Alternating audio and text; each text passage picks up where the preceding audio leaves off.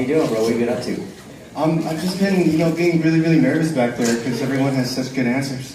I really meant that. I remember we ran into each other at some event. I think it was like MC Chen's or something. What did you say? I was saying like, you have one of the most hardworking, consistent schedules. Like when you were first becoming a YouTube star, the reason why you became YouTube star is because you were consistent. Could you talk about that? Like you had a commitment, something like that, right? Like yeah.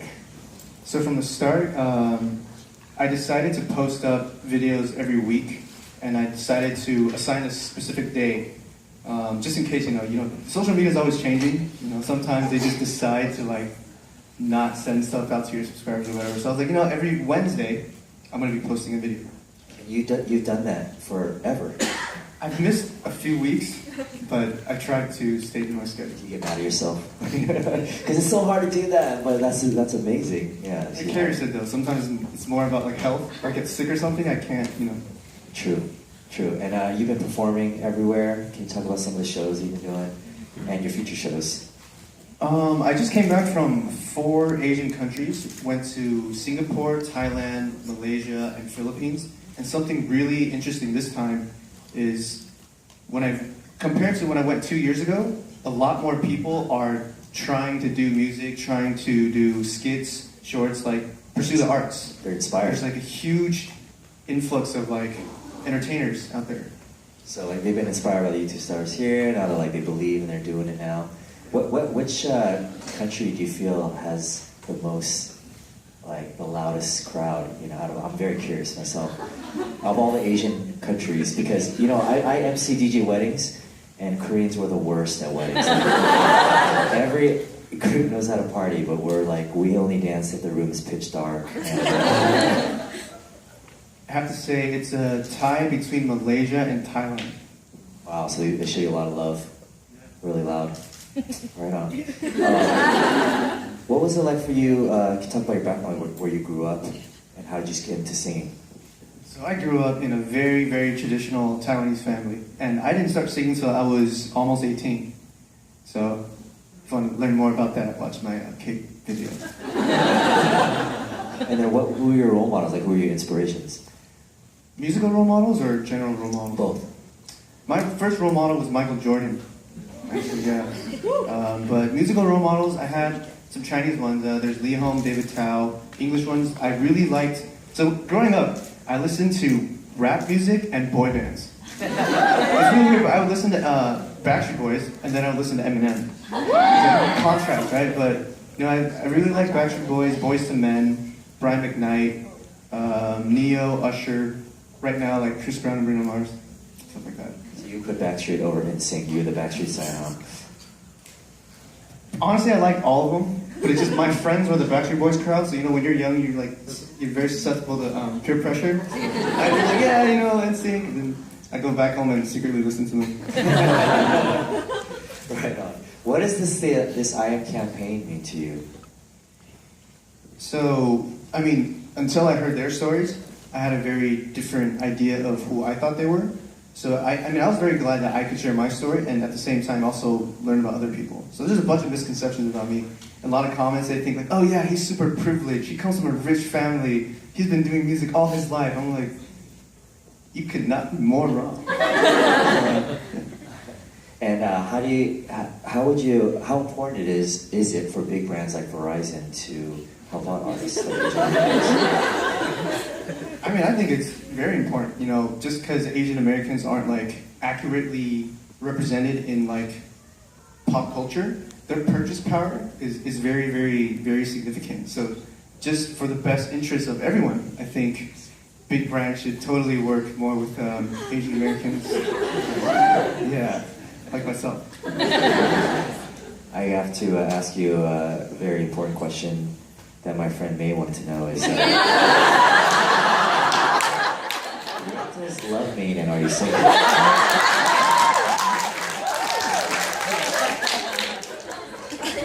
Love means not having to like secretly go off to another room to fart. I think once you can achieve that, you have something special. I am single. Yeah. I've been single for a while. Oh. Hello. the after party? You know? I'm not kidding. That first thing you said is so true without being crass or anything, just being real. I was dating my, well, she was my girlfriend at the time for 4 years, and you know, she would never, you know, she was always polite, and then one day she was on the computer, and I just hear this, I'm like, what? And she's like, I'm sorry, and I'm like, I gotta get a ring. You're too comfortable now. What would you look for in your future spouse? How about 3 qualities? 3 qualities. Someone who's smart. Someone who you can imagine them to be very responsible. You can trust them. Loyalty and good heart. Have you ever sang one of your songs on YouTube but it was secretly dedicated to? Oh, all of them. All of them are not. It's not even a secret. They're totally for like specific people. Oh, but the girl knows. Does that girl know? One of them does. Wow. So the other one. Two of them know. There's a new one that hasn't been released yet that she knows. But there could be other ones where they didn't know. Yeah, they don't know. It could be. Well, without further ado, we're going. Do you want to hear Jason perform right now?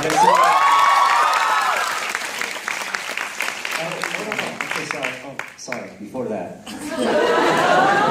the Twitter question. Sorry, from Jason D. Chen. Oh no, from. Salad Bar 15. Trisha Salazar. What experiences growing up as an Asian American do you think shapes who and how you are today? So I do have some stereotypes. I'm good at math. I studied a lot of accounting. I went to college. So all of those actually have really helped me out in shaping who I've become because a huge part of, aside, for YouTube at least specifically, aside from your talent, how you look and everything, a lot of it is how you want to brand yourself, market yourself, figuring out your demographic, figuring out what people want, and like what makes the most sense financially sometimes. So that has really helped me in some of the decisions I make. And I'm actually naturally a very introverted and very awkward person. So I think that might have hurt me a little bit growing up. So yeah, those are 2 things. Next question right here from Steph. What advancements in technology would you like to see in media production that will help you grow? Well, one would be the fastest 4G LTE company. I believe Verizon will be the first one to get to 5G. But aside from that, so everyone likes selfies, right?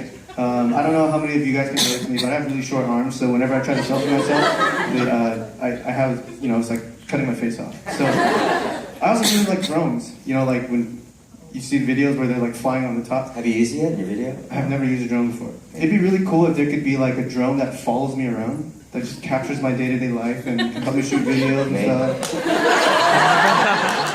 That'd be really cool. I think that would make epic vlogs and music videos. All right, from Dan Chen right here. Who are your musical inspirations? Well, I answered my specific, growing up inspirations earlier. I want to say maybe on YouTube, there's, Justin Bieber. There's Tori Kelly. There's Joseph Vincent. There's David Choi. Have you guys ever heard of Esme Denters? Yeah. Mia Rose, Mario Digby. Like all of the OG YouTubers that I listened to in my room in like 2006. They're like my inspirations, yeah. All right, any more? We're going to take questions from the audience. Raise your hand right here. Questions for Jason before he sings for us. Yeah. Can you come on? Hi, Jason. I'm Melody. Oh, okay. You mentioned before that you're introverted and awkward, and I'm also introverted and awkward. So I was wondering if you had any advice for me, or other two are introverted and awkward too. The awesome part about that and YouTube is, since you're talking to a camera, you have infinite takes. So you can kind of like look at yourself and say something, and then you think you like sound totally excited and like awesome, and then you watch it back and you're like, wow. So I mean, that's the first step. Realizing you're introverted and awkward is definitely the first step. And then you can kind of just move on and you can kind of just like hang around a lot of people who are extroverted, like you know, David So, Just Kidding Films, people like that.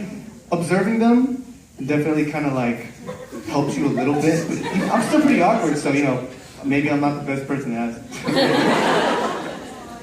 You guys are perfect talking to each other though. That works out well. Yeah. Hi, my name is Belinda, and I'm from the White House Initiative on AAPIs. And my question is, currently there's a lot of pressure and bullying that's going on in schools, and a lot of people see you as a huge inspiration. What type of advice would you have for a lot of middle school and high school students? So, bullying. I mean, I actually have a song later I'm going to perform about something about bullying. I mean, I never really got bullied in school, but it's a song called Please Everybody. So basically, I get cyberbullied, you know? When you do YouTube, you can literally scroll through your comments and you can find the meanest things someone can possibly say about you. Like, and it's really sad. So, how I got over it is more of a realization that sometimes you just can't please everybody, and no matter what you do, things are just going to be like that. So once you accept that, and you can kind of like move on, and not really worry about like how am I going to convince this guy I'm cool. It's just like be very comfortable in your own skin. Honestly, just do the best you can. Hang out with the right crowd, and kind of just find your niche. I probably need more time to think of a better answer, but kind of just be yourself and just be proud of who you are. And like Carrie Ann said, when she walked into that audition, she was so confident that like that aura just kind of is interpreted by everyone, you know, it's taken in by everyone. So just that, I think it's a state of mind, really. Thank you. You know, I think your song is great, and it does speak to that. So we're going to hear from you on that. And we do want to thank, it was Belinda, right? Belinda and a group. They actually came here all the way from DC right here to join us tonight.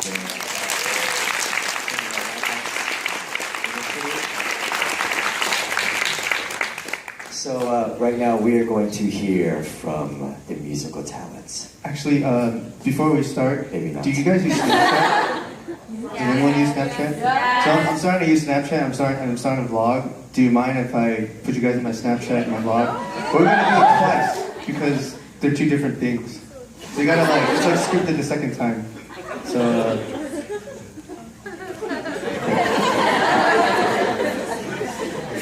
Get ready. Are you guys like a higher energy kind of crowd, or? That's not bad. I am Kate. Do you want to get them to say that? I am Kate. What should I get them to say? When I say I am, you say Kate. Yeah? Alright. How about when you say Kate, they say I am? Alright. So when I say Kate, you guys say I am. Right? 1, 2. Kate! I